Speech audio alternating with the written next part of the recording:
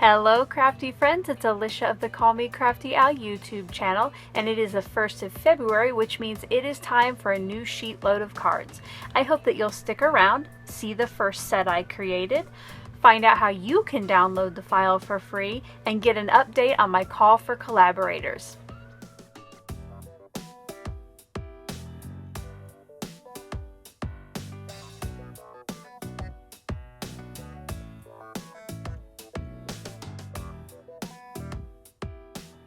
Thank you so much for stopping by today. If this is your first time to my channel, I hope that by the end of this video, you'll be inspired to click on that subscribe button below and maybe even tap on that bell for notifications. If you're already a subscriber and regular viewer, welcome back. I'm so glad that you're here again. Like I mentioned in the intro, it is time for a new sheet load of cards. If you're new to my channel and you don't know what sheet load of cards is, I'll give you a quick rundown on it. Each month, I come and provide my subscribers with a free 2-page printable. On the first page is the sketch for the month and the supply list. So I will tell you how you can quickly and easily get multiple cards using this sketch out of as little paper as possible.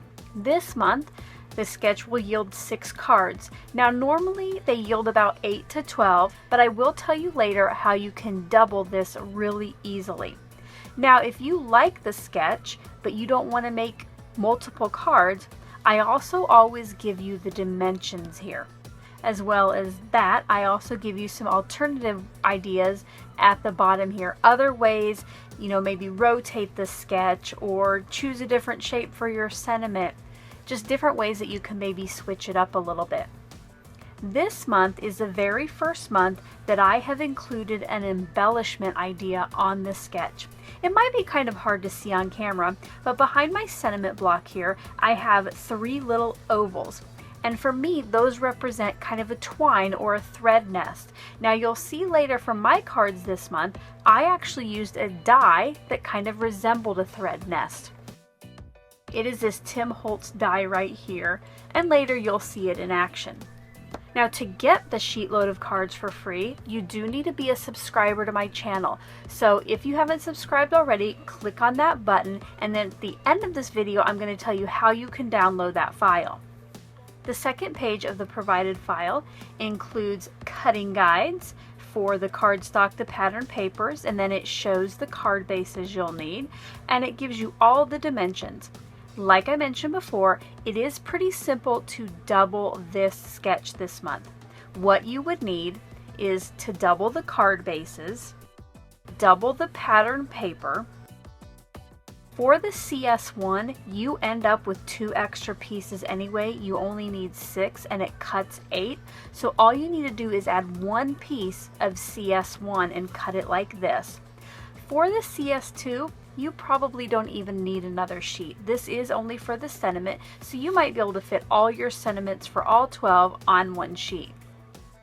Here in a couple minutes, I'm going to show you the cards that I made for this month. This is just a project share today, and I will be back tomorrow with the process video of how I made my cards. Before I show you the cards, I did want to talk to you a little bit about the products you'll see used on them. I made sympathy cards for this first set. I never have any when I need it. It's kind of a hard occasion for me to create and to actually write a card out for. But last month, Unity Stamp Company was having a big sale on some of Angela's favorite stamps. And I found this sentiment stamp set. I think it was regularly $26 and I got it for $10, and I just loved the sentiments in it. This set is called Brody's Love, and I'll go ahead and read the sentiments to you.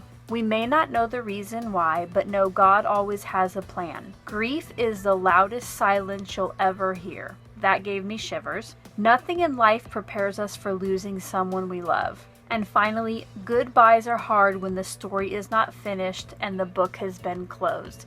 That one also gave me shivers. For my inks, I chose 2 from Gina K Designs that I thought matched the pattern papers from my paper pad really well. It was Sea Glass and Peach Bellini.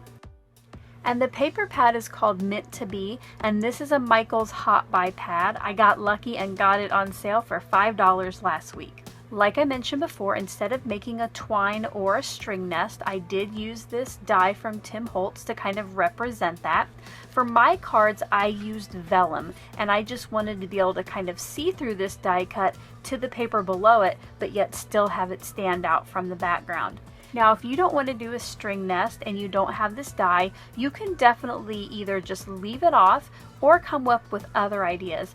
I thought perhaps maybe putting a doily behind that sentiment strip. You could just do a different die cut shape. I bet you have something that you can make it work. Let's go ahead and take a look at my cards.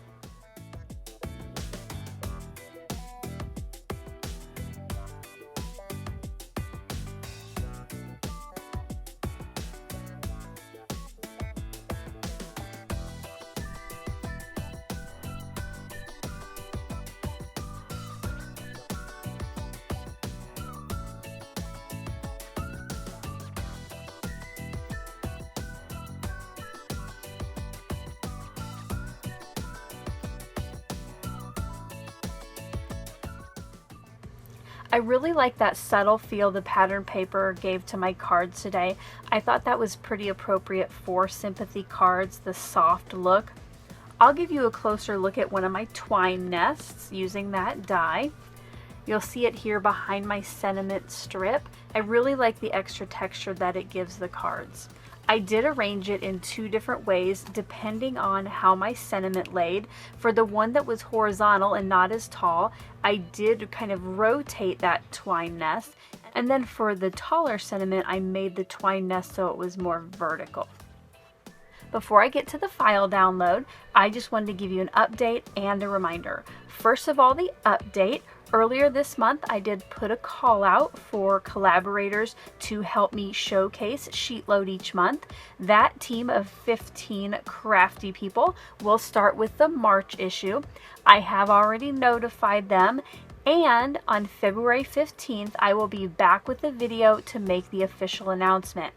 Now, if you applied and you did not get an invitation, it doesn't mean that you're not good enough or that your cards aren't great, but I had to make some tough cuts. So I hope that you will keep showing us your sheet load and sharing your creations online. Speaking of show us your sheet load, if you are going to join us this month, either on YouTube or Instagram, make sure to use the hashtag show us your sheet load and hashtag SUYSFEB2020. Now, if you don't know how to show us your sheet load, I do have a video linked in the description box below, and I'll put it as an end card at the end of this video. If you don't do YouTube or Instagram, there is also an option to send me a card to my P.O. box, and I will share it here on my video at the end of the month. And now what you've been waiting for. How are you going to get your hands on this SheetLoad of Cards file?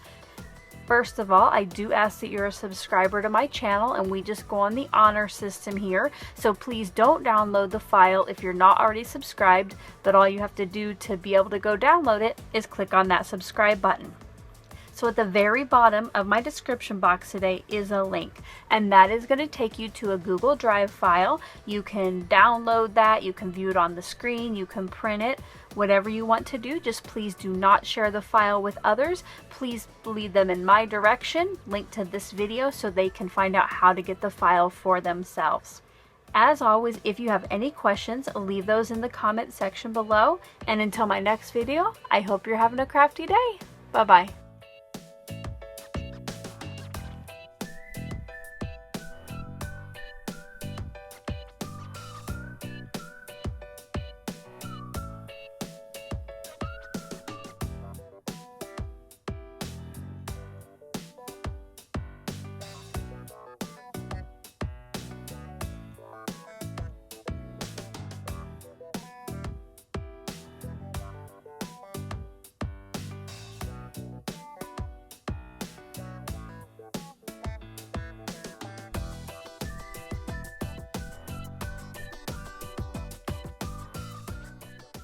Thank you so much for taking the time to watch all the way to the end of the video.